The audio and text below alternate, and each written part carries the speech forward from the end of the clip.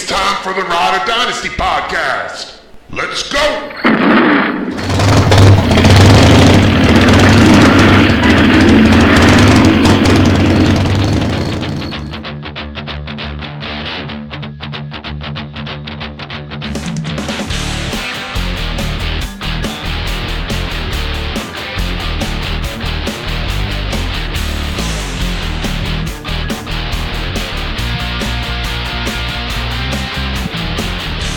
Welcome to the RoD Dynasty podcast with Ryan Bickerstaff, JJ Wenner, and your host, Michael Klos.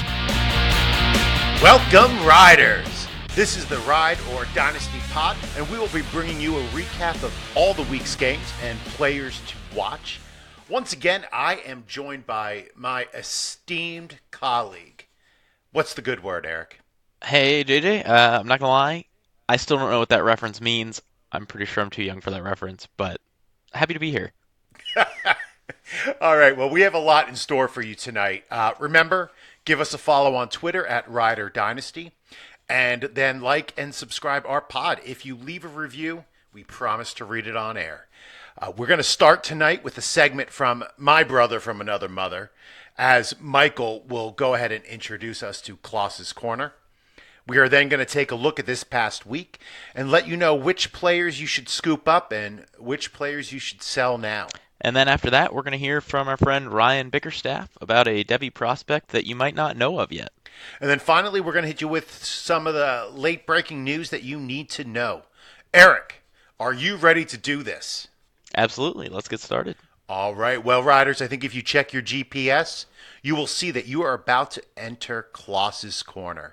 Take it away, Michael. Thank you, guys. I'm Michael Klos, and welcome to this edition of Klos's Korner. So let's take a minute and talk about a polarizing player in fantasy football who has often been associated with the RB1 tag. I am talking about Arizona running back David Johnson. He's a 27-year-old running back who turns 28 in December. He started the season off pretty well. You know, he's always shown us that he's a dual threat that we've known about this last several years. This season, he's logged 82 totes for 302 yards and 2 scores, caught 32 passes for 323 yards, and another 3 scores. It does seem like he's far removed from his 2015 campaign, where he rushed for 1,239 yards, 16 touchdowns, caught another astounding 80 balls for almost 900 yards. Now, I am not a Dynasty DJ owner, and I'm just trying to gauge everyone's feeling around him. It obviously doesn't seem too positive here at this point. Injuries are beginning to mount for the Cardinals running back, and the deadline trade for Kenyon Drake didn't exactly inspire confidence for those Johnson owners. Now, in Week 10, Johnson was actually benched after a costly fumble, and Drake took over, even if he didn't really exactly pad his own stat sheet. So, the big question that I keep getting from a lot of people on Reddit and Twitter and all over the fantasy community is, what do you do with an underperforming, possibly injured lead back with a big name? And I feel like David Johnson fits all of that criteria. Are you thinking about buying him? Can you even sell? And are you essentially selling him if you decide to go that route at his all-time lowest value, especially considering he's locked up for the next several years through 2021 with the Cardinals?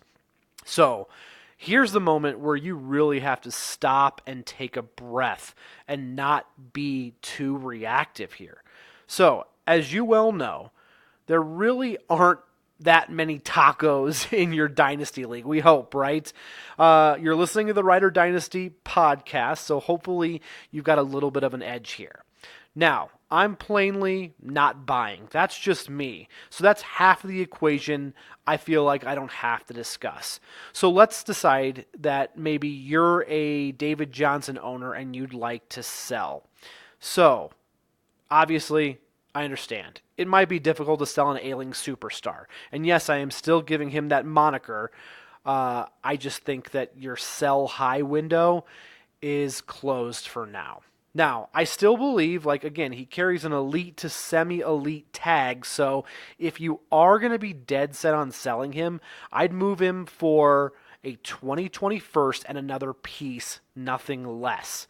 I understand if that's not what people are willing to give, then chill for a little bit. Maybe you look for an upper-coming wide receiver like a Christian Kirk or a DJ Moore, two players I've always been high on this year, and I believe the rest of my compadres over at the Ryder Dynasty team are too. Or maybe, depending on your needs, target a younger running back prospect. But again, I think you'd be lucky to get that. As I said, it's a little bit looking bleaker and bleaker for DJ, but he might flash enough the rest of the year to gain more value or entice you to keep him. While I might be content to get what I just described right now, the first in a piece, remember, it's also all team dependent too. But some of the big things that you need to hear, and my advice right now is you need to do me a favor first and manage your expectations on DJ. So after saying all of this, what it comes down is to one thing. My take is DJ has lost a lot of his explosiveness. Most likely because of, that ankle injury. But to sell at his rock bottom price could and is most likely a large overreaction here. So he is a hold right now, unless someone comes through with your dream offer, which I think if it's your dream offer for him, it's okay to let him go. He just is admittedly hard to trust going forward. But stay the course, see if he can get a little bit more value in this season, and as rankings come out in the offseason, and as you start getting closer to times for your rookie draft, people tend to forget about some of the bad times during the middle of the year if he can perform towards the end. So, like I said, hold for now unless you get your dream offer. What do you think, guys? Well, that is a great question, Michael. Eric, what are you doing if you have DJ on your roster? I would be looking to sell if I could. I think it might be a tough time to do that, but if you can grab a first round pick for him in 2020, I think there are a lot of running backs in next year's class that I would rather have over him. I was able to sell for an early first in one league, but I think that's going to be a hard ask. Yeah, so did you let him go just for a simple first?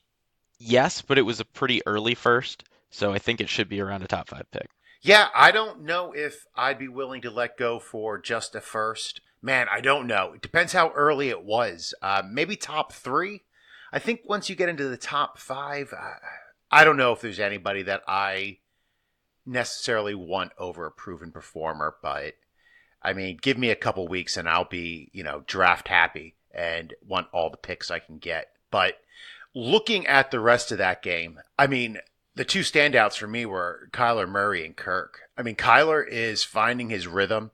He looked great. He put up 324 yards and 3 TDs. And then Christian Kirk, man, 6 for 138 and 3 TDs. I swapped him onto a lineup literally like minutes before the game kicked off. I kicked out Juju and put him in. So I've been walking around the past couple days feeling like I'm a super genius. That's pretty solid. It is, but I mean, I also had him benched up until that point, so I don't know how smart I am. But, looking at Arizona, I think people should try to scoop up Andy Isabella right now.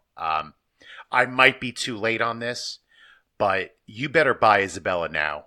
If you can get him for a second, do it. Easily. I mean, 2 games ago, he had 1 target for 1 reception for 88 and a touch. This past week, he had 3 targets. He caught all 3 for 78 yards. It seems like either he's got his head on straight and has figured it out, or they're figuring out how to use him. But I don't know. Are you buying Isabella? Yeah, I agree with you. I think sometimes people want a little bit too immediate of production from their rookies. He still was a second rounder less than a year ago. He's got plenty of time. He's starting to get some playing time. I would also be trying to buy him from owners who are a little underwhelmed so far. Yeah, that's where you're really trying to get those impatient owners who look for their rookies to put out right away. Speaking of rookies who failed to do anything, I am throwing the parachute out. I'm throwing the chute on Rojo. I know people are excited that he's finally putting up points, but right now he's splitting carries with Peyton Barber still, and he was in on less than 50% of the offensive snaps for Tampa Bay. Based on what he put up last week, if you can get an early second rounder for him, pounce on it. If you can get higher, don't even think, hit accept. What are you thinking, Eric? Completely agree again. I saw some people trying to downplay the snap split, I guess, because he had made a mental error on a pass blocking play. But that's not a good thing. It doesn't really matter why you're not playing if you're not playing. And like I said, it took him too long to get past Peyton Barber. That's not something to be excited about. I'd get out. Yeah, I agree. All right, next up on the docket is the Chargers versus the Raiders. What do you have, man? Yeah, I thought Josh Jacobs has continued to look really good again this week. He's not somebody that we had a ton of college film on coming out of college last year, and that was always the question was, why are the Raiders taking him so high? Why was he flying up draft boards? But he's looked excellent, really explosive, and John Gruden loves to feed him the ball. So he's somebody I'm really excited about. But my question is, where does he rank among running backs at this point? Does he sneak his way into the top 5 or 6 guys for you? You know what? I have to say yes. I mean, right now he's at 943 scrimmage yards and 7 TDs. He's on his way to the best rookie running back season of the past decade. Pretty much hands down. As long as he doesn't get injured, he's going to be the best running back of the past decade as far as production in his rookie year. So I'm buying him. If I have to trade an early first for him, I will. I have seen him produce at the NFL level. You know, that stands above whatever projections you might make about somebody else. Right, I agree. What did you think about Melvin Gordon and Austin Eckler? I like Melvin Gordon. I actually like both as players. I think it'll be interesting to see where they end up. Obviously, Melvin Gordon's almost definitely not going to be in San Diego/LA. I always want to say San Diego next season. But I think he's still a really good running back. He's going to get a big contract. Somebody's going to pay him to take the workload. He seems like he's been kind of forgotten about with so many other young running backs in the NFL right now that he might honestly be a good buy. He's still a feature back who should have a handful of years left. The question then is, does Austin Eckler take over as the feature back? Does Justin Jackson steal some carries next year? Or do they draft somebody? I'm a little nervous about Eckler, but if you're a contender, he's just been putting up points this year. Yeah, Eckler is sneaky. I mean, Melvin Gordon is clearly back to being an RB1 after his holdout, but Eckler is still an RB2. I mean, he played 45% of the snaps. He continues to make the most out of his touches. I don't know if he's going to be the featured back next year. I don't know why he wouldn't be. I don't know if they're going to move on from Phillip Rivers at that point, which might throw that whole team into some disarray. But I'm buying Melvin and I'm buying Eckler if I can. All right, so Buffalo versus Cleveland. I mean, Josh Allen continues to show that although he's a bad QB in real life, he's good in fantasy. If you have him, though, he has a really tough stretch coming up. After facing the Dolphins and the Broncos, they have the Cowboys, Ravens, Steelers, and Patriots. Patriots would be in the championship game, so look to pivot if you have him in redraft. Try to, if it's not your trade deadline, see if you can trade him for somebody, or maybe you can make sure you get somebody off the waiver wire who has an easier schedule. And John Brown has continued to look good. Smokey Brown putting up consistent points. Right now, he's a must-play every week. I have him on a couple rosters, and I've been, vacillating back and forth on whether or not I start him. But, I mean, no matter what, he is putting up, about 50-plus yards a week, on 4 to 5 catches. I don't know. That's a wide receiver, too, to me, and his floor is awesome. What do you think? Do you have either of them? I don't, but I do agree with you.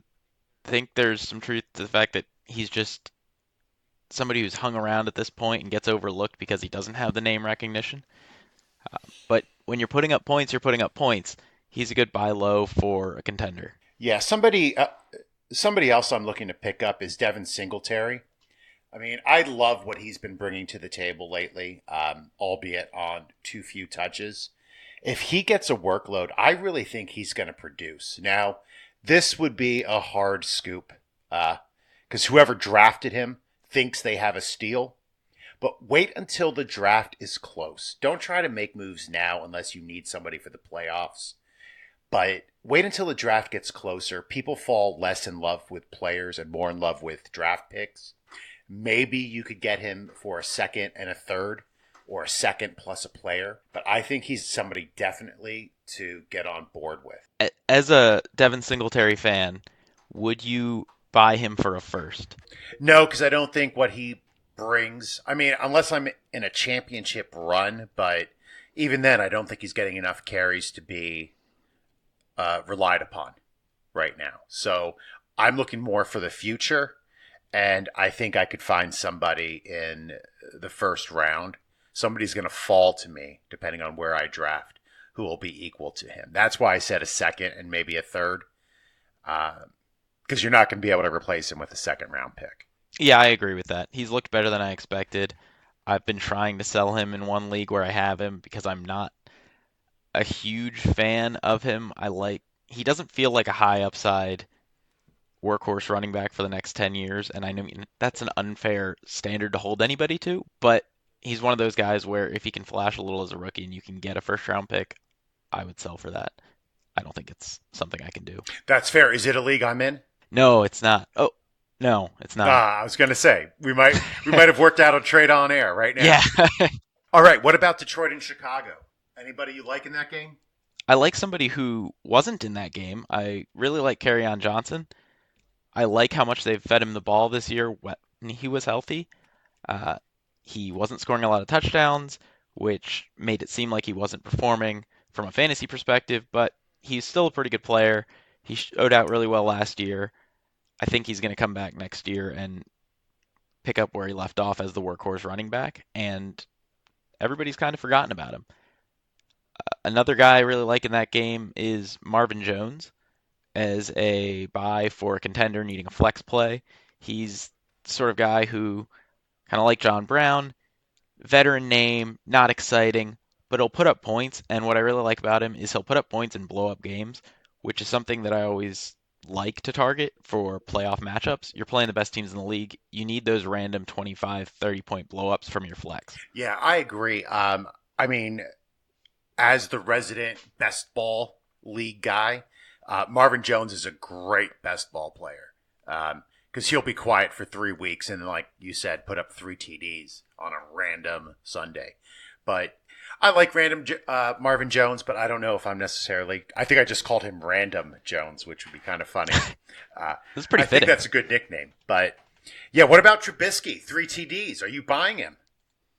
No. Yeah, no. Hard no. Yeah, that's a hard no. All right, on to the Giants and Jets. Now, the Jets won, obviously, because we are a dominant team.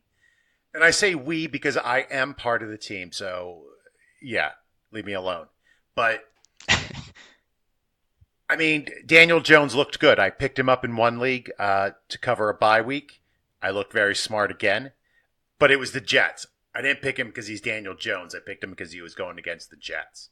What do you think? Is he like which young QBs would you take him over? I'd take him over Dwayne Haskins at this point. Oh man, I would take Ryan Fitzpatrick over Dwayne Haskins at this point. Yeah. Dwayne Haskins is a buy low. That's a buy low right there. Yeah, buy But low, no, stay I mean- low. You might be right. No, I've been very impressed with Daniel Jones. He actually looks pretty confident. He makes some nice throws. I still don't think I would take him over most young QBs who have flashed recently. So somebody like Baker. Baker put up a really good 16 games or full season last year, but has struggled this year. I'd still rather have Baker's longer stretch of success, even if he's kind of come back down to earth. I'm not sure Daniel Jones is going to last. And like you said, it's against the Jets. It's a little concerning. Yeah, I agree. And I don't want to. I was just about to say I would take Daniel Jones over Baker. I don't really like what I see from Baker. I know I've said it before. He's not anticipating throws. He's Alex Smithing it, which you should be familiar with, where he has to see somebody open before he throws it. It's not a good way to play quarterback. And I think that's why he's having so much issues with OBJ, because he's not trusting OBJ to get open and putting the ball where he needs to for OBJ to go get it. He's kind of waiting too long. But if there's a wide receiver or two that I am excited about out of this matchup, on the Giants, I love what I see out of Darius Slayton. I don't know how you feel, but I'm hoping he actually has like a few bad games to finish this year, and people kind of forget that he flashed, so I can get him added on to some trades, like to balance it out. I say balance in quotations. I always ask for guys to balance things out who I really like. Yep. Yeah, he's a good throw-in to kind of sweeten the deal. Yeah, as long as he doesn't put up 10 for 121 and 2 again, though. Yeah, that's a tough one to just sneak into the trade there. Yeah, it doesn't slide under the radar. And the other guy who I really like, Crowder. Jamison Crowder, man. I know he came from your beloved Washington football team, but he's going to be a stud with Darnold. A PPR machine, not in standard. For all you animals who play standard, I'm in a standard league and I want to shoot myself every time I set my lineup. But they have a real chemistry. I love Crowder. So what about Golden Tate? I like Golden Tate. I was high on him this offseason. I thought he was going to really have a good year. Then he got suspended, but I still believed in him. But, I mean, a broken clock is right twice a day, so I probably just got lucky on that one. If somebody came and offered you a first for Tate, would you take him? Would you give him up? Absolutely. I would sell for a second, I think. Okay. I mean, he's 31 at this point. Yeah, I know. I just don't know how much he has left. He's obviously still good. Daniel Jones likes him, but you've also got Sterling Shepard lurking. I don't really know what's going to happen there, but it's hard to imagine him keeping up this pace with Shepard healthy, with Slayton improving. It gets a little crowded, and I don't know if I want a 31-year-old receiver in a crowded wide receiver group for Daniel Jones. Yeah, I hear what you're saying, but I don't know, man. Yeah, I don't trust Shepard at all. He's the Eric Lindros of wide receivers for anybody over the age of 35. Yeah, that one flew right over my head. Yeah, great player, but has an eggshell for a skull. I don't know if he's going to survive too much longer in the NFL. So the blowout game where every single player looked good this weekend, Baltimore versus Cincinnati. What are your thoughts? Lamar looked great again. I love him. I'd love to say he's a scoop, go out and buy him, but what the heck would he cost right now? I mean, I would give up as high a pick as you can give in a super flex league. I don't think you're getting him for that. No, I mean, we would have to talk about multiple firsts. How many firsts would you give up for Lamar? 2? 3? I think you have to do 2. Well, yeah, you're not getting him for less than 2. Yeah. But would you sell? 3. You have Lamar in the league, don't you? Yeah, I've got him in a few leagues. I don't have him in any 2 QB leagues. So if you had him in a super flex league, how much would you sell him for 2 first-round picks? 2 2021sts random. Random? No. If I had confidence they were falling in the top half, I think I'd go for that. Okay. Yeah, I think I would definitely sell as long as I had a solid QB on my roster already and I could look to replace him with one of those firsts. I love Lamar. He looks so good. I had a student today who just, more than anything, wanted to show me that run on YouTube from this weekend. And I watched it like 3 times with him, and he got so excited because I was excited. But it was amazing. That was nuts. That was nuts. I mean, full speed. But he's going to be broke. Somebody's going to break him. It always happens. It does, and I don't know if this is a real thing, but you look back on somebody like RG3. Yeah. RG3 was fast, but RG3 looked like a baby deer at times where he couldn't turn. He got all like wobbly. Lamar Jackson's a lot more like Michael Vick. He's just absurdly elusive, and I know Vick had injury problems, but you watch Lamar play, and maybe he's just been lucky. He's incredible at just avoiding those direct shots. He's just on another level athletically. I agree. And more than anything, like, except for Patriots, I hope nobody ever gets hurt. Um, I want Lamar to play a full 30-year career, never get hurt. I just don't know how much I would invest in him. So if you offered him to me and I had, say, a mid first and an earlier first, I wouldn't give you those two for him, even in a super flex. I would take my shot and look elsewhere to build. Only because I'm looking for somebody who I don't have worries about. And as a father, I'm way too anxious when I see him play. Yeah, that's fair. He's a little risky. So who else in Baltimore, Cincinnati, man? I like AJ Green. AJ Green was on pace for an 80 catch, 1,200 yard, 10 touchdown season. The last time we saw him playing. Is he getting hurt because he's older? Maybe. Will he come back the same? I don't know. But nobody's talking about him. I think everybody wants to sell as though his age and his injuries aren't factored into his price already. And I think there's a fair chance he comes back and is still AJ Green for maybe another season, maybe two. That's something that I like if you're a team trying to focus on next year but have a quick turnaround. I can see that. I have a lot of shares. According to the sticky board, AJ Green is my most held player, unfortunately, only because I refuse to sell him for less than I think he's worth, which is why I'm horrible at trading. But What's that selling point? before this year, it was a first plus. I Yep. wanted a first round pick plus something else, plus a piece. And people were offering a second straight up. So I refuse to sell. I would rather have him on my roster when he retires than to sell him for a second right now. And I know that's stupid, and I know that Dynasty people will yell at me for that, but I hate selling people before. If I'm not going to get value, I might as well enjoy the player who I like. No, I think that's fair. And I also think AJ Green comes back next year and has that 80 catch, 1,200 yard season. He's, one, already made himself worth a second round pick, and two, I don't think anybody's even really that surprised by that. Yeah. Like, it's AJ Green, and he was great the last time we saw him. It's not that weird if that happens. A second round pick, reality is probably isn't going to ever get you a season that good. I agree. So I'm going to go through the next three games kind of quick.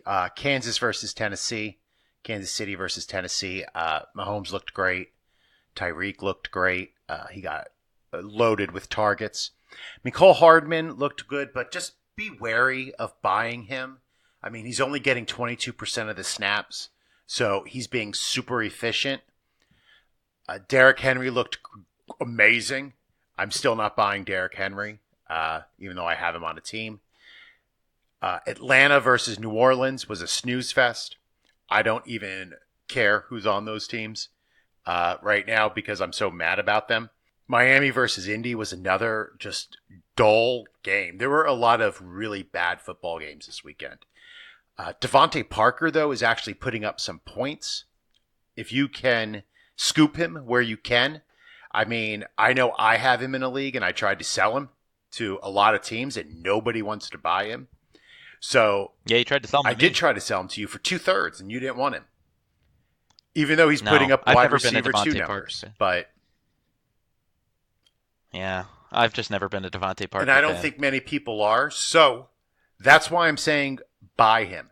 Nobody's putting any value on the guy. I think if you throw somebody a third, you can probably get him easily. So go out, try to get him. Tell me about Aaron Jones right now. I want to know about Aaron Jones.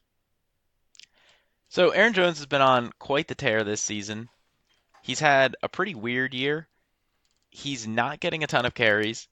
Only one game with 20 carries. He does have a few with 20 touches since he's caught some passes, but no more than 13 carries in the last 5 games.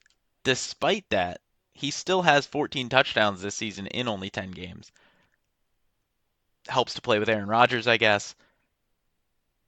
Off to quite a tear, but that makes me nervous too. I don't know if you can keep that touchdown pace up. If you're a contender, might as well keep riding that hot hand, but I'm looking to sell. If somebody thinks he's a top 8 dynasty running back, I would sell them. Man, I'd buy him. I'm buying Aaron Jones wherever I can. He is that good. Um, I think if anybody's holding him back, it's Aaron Rodgers. I think Aaron Rodgers insists upon throwing the ball and audibling out of runs. I think this is the first year where he's been sort of following a game plan. And I think that's why Aaron Jones, and I mean, let's be honest, Jamal Williams isn't looking too bad either. Um, but I think those are two quality backs, in my opinion. I agree. I mean, I don't hate Aaron Jones. I think he's a pretty good player. He's in a good offense. But Jamal Williams is also a decent player, and Jamal Williams I don't think is going away. I don't think Aaron Jones is going to be somebody that the Packers ever treat like a complete feature back, and I think that holds him back from being one of those top 7 or 8 running backs that I think are in another tier. He's in that next group down. Fair enough. Anyone else from that game you want to talk about? DJ Moore is kind of the opposite of Aaron Jones for me right now. Aaron Jones, a lot of touchdowns. DJ Moore, almost no touchdowns, not just this season, but in his career. He had a 9-catch, 120-yard game this past week, and he's on pace for a 96-catch, 1,200-yard season, but with only 2 touchdowns. I think a 96-catch, 1,200-yard season would be a huge deal for a guy who was a first-round pick a year ago and had a promising rookie year, but it doesn't feel like he's being talked about that much, probably in large part because he's not scoring the touchdowns and Christian McCaffrey's stealing all the hype. I would be buying DJ Moore. Yeah, well, you might not know Ryan from the pod as well as I do, so Ryan has not shut up about DJ Moore. He has the biggest DJ Moore crush of anybody I know, and he's really been singing his praises all off season. So yeah, this pod is big on DJ Moore, and you couldn't be more right. I've been buying DJ Moore wherever I can. I love DJ Moore. Yeah, he's a great player, and I can't wait to see what he does moving forward. Would you take him over Christian Kirk, who we talked about earlier? Yes. Yeah, I agree with that. They seemed kind of lumped together coming into this year, but I think DJ Moore separated himself. Yeah, and he's younger than Christian Kirk, isn't he? I believe you are correct. I mean, I don't know for sure, but I believe he is. Somebody who's not younger than Christian Kirk is Greg Olsen. Greg Olsen is getting a lot of run. I thought this was going to be the Ian Thomas year, but if you need a tight end, man, you know, favorite of the pod, Greg the Leg Olsen, get him on, pick him up if he's on the waiver wire. If somebody lets him slide to cover a bye, get him on your team. All right, so let's look at these last 2 games this week from Sunday. Rams versus Pittsburgh. I mean, I went on the pod, 4 weeks ago and said that McVay was a fraud, that his offense was a fraud, and that they were completely overrated. It was my super hot take for our episode, but I don't buy him. He's not making the adjustments, and that team is sucking. Goff just he's not growing. He's actually regressing as a quarterback. He needs somebody in his ear telling him what to do, and that is sad. But there is no way I'm investing in Jared Goff or any of the pieces. I have Cooper Kupp, who gave me squadouche this week. I mean, he put up 0. He had 4 targets. He caught none of them. If you can't get Cooper Kupp the ball, I don't even want to talk to you as an offense. Same thing goes for Juju. I mean, what's going on with Juju? Yeah, I think Juju's been rough. I think you just got to ride it out with him. I don't like Mason Rudolph. I think Juju will bounce back. Last week I compared him to Amari Cooper. Look at Amari Cooper in Dallas right now. I don't know if Juju needs a change of scenery or not, but I think the targets, the receptions, everything will come. He's still only 23. I mean, I don't care. He's crazy young. I don't even want to talk about it. I'm too mad. All right, Minnesota versus Dallas. I'm done with Juju. I love Alexander Madison. Jeez. Sorry, I love Hamilton, and that goes with it. Madison's awesome. It's too late to buy low on him. Nobody is selling. I tried to buy him probably 2 weeks too late and failed everywhere. Dak is a stud. I live in Eagle country, and everybody hates me because I say that. I love Dak Prescott. Buy him wherever you can. He is a great quarterback. Yeah, I agree. He's better than Wentz. A lot better than Wentz. He is Yeah. a solid, smart, athletic quarterback. And I don't know. I mean, he's making Cobb look great, which I'm so happy about because everybody loves Randall Cobb.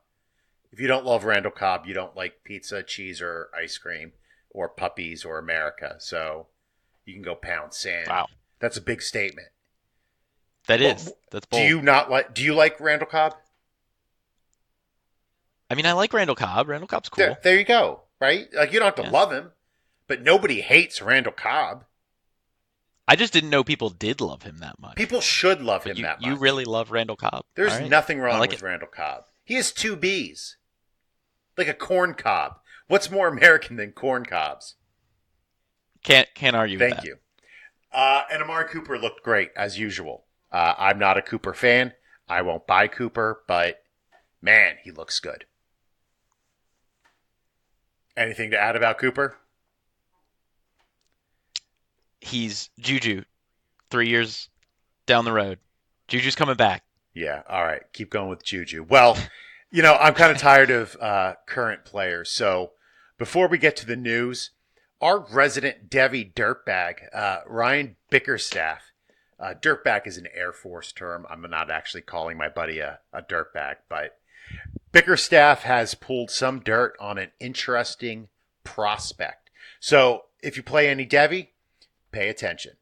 Hey riders, Ryan here. I may not be one of the main anchors on the pod anymore, but I'm still here to create content and help you win championships. My main focus has switched to scouting college players, and with this new segment, the plan is to bring you a weekly Devy prospect who is draft eligible this year to keep an eye on as we near the end of college football season and transition into rookie draft season. I won't be talking about the DeAndre Swifts, Jerry Jeudy's, and CeeDee Lambs of the world here, though. We all know about those guys, and we know they're going to be drafted very highly in rookie drafts everywhere. My aim is to bring you under-the-radar players and sleepers whose names may not be known to many, yet. So, I'm kicking this thing off with one of my favorite sleepers at wide receiver in this incoming class, and that's James Proche, a redshirt senior from SMU, which is a school known to produce NFL talent at the receiver position. Current SMU receivers in the pros include Cortland Sutton, Emmanuel Sanders, Cole Beasley, and Trey Quinn. Proche is next in line to keep this trend going. Sure, he's not the biggest guy on the field at 6 feet tall, 193 pounds, nor is he the fastest, but Proche checks all the rest of the boxes to be a productive player at the next level. A first-team All-AAC selection in 2018, Proche is on track to repeat this honor again in 2019. He has shown clear year-to-year progression, both statistically and on film, over the course of a ridiculously productive career at SMU, where he has collected over 250 receptions and 3,500 yards and counting. Proche also has some of the best hands in the nation. His hand-eye coordination is just crazy, and he makes those one-handed circus catches look easy. In an interview with the Pro Football Network from July 2019, Proche compared himself to Jarvis Landry of the Cleveland Browns. When I watch this film, I can see it too. The top-end speed isn't great, but Proche's game is about his shiftiness, advanced route running ability, and amazing hands, much like Landry's. This is a smart, hard-working player who strives to get better, and he's a leader. He has a knack for making a big play when it's needed, and he performs at a high level when the lights are the brightest. I would point to Proche's performances against TCU and Memphis this year, and also what he did against Michigan and UCF in 2018. Not all those games were wins for the Mustangs, but the stage and level of competition didn't matter to Proche. These traits cannot be taught, and as a kicker, he's not afraid to get in there and block either. Proche is a very interesting prospect who's flying under the radar, though his draft stock is rising. I see him being a solid slot receiver for a pro team, though he can also line up on the boundary, but he will bring a strong, reliable presence over the middle. I'm projecting him to be selected in the middle rounds of the 2020 NFL Draft, and with the class of 2020 being as star-studded as it is from a dynasty perspective, Proche could very well be available in the third round of rookie drafts. He'll be a steal. Now, back to your regularly scheduled programming. All right, I'm definitely going to be picking him up in some Devy leagues this offseason. Well, actually, I guess he's coming out for the draft, Eric. So yeah, that's got me all pumped up for 2020. I gotta start my scouting here. Absolutely, with some. I'm in a bunch of Devy leagues, and he's not on anybody's roster, so that means he'll be available in the rookie draft. So let's get to the news.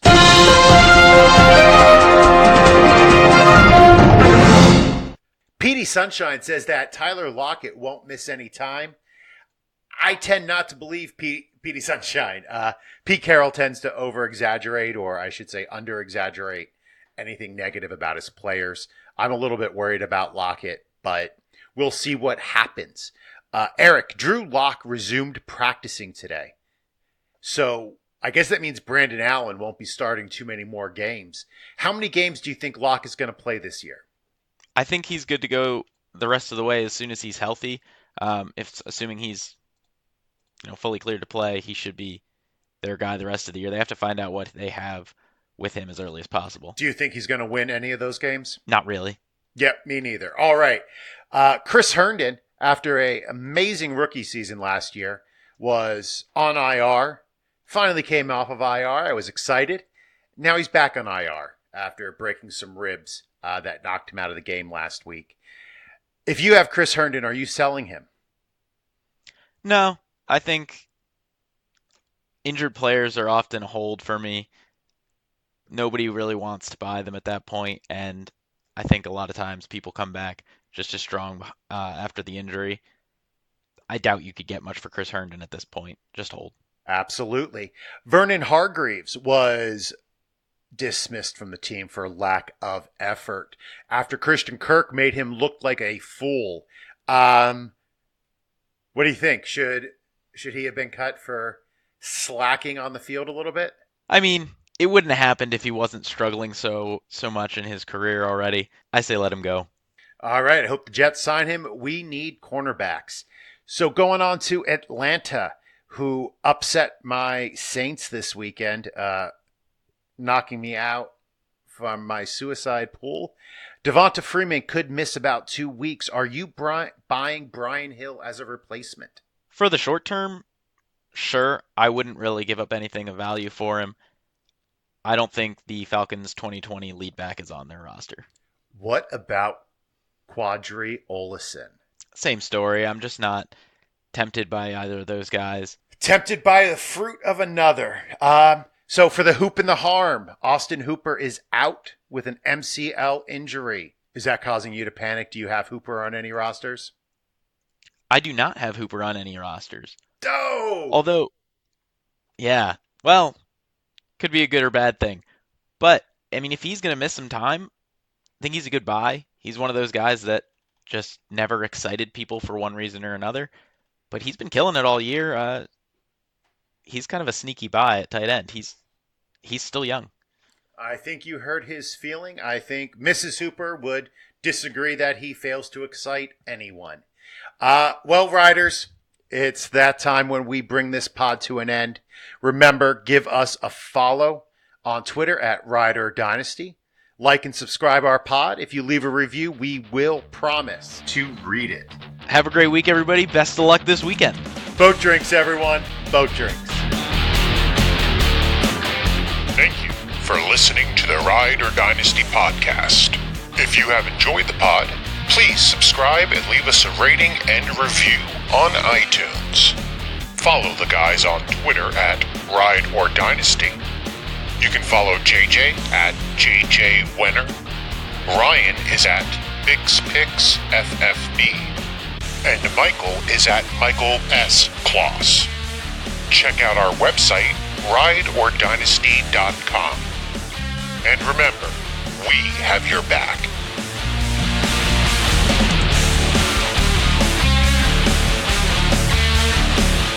Your reputation far exceeds your skills, Mammy Rammer.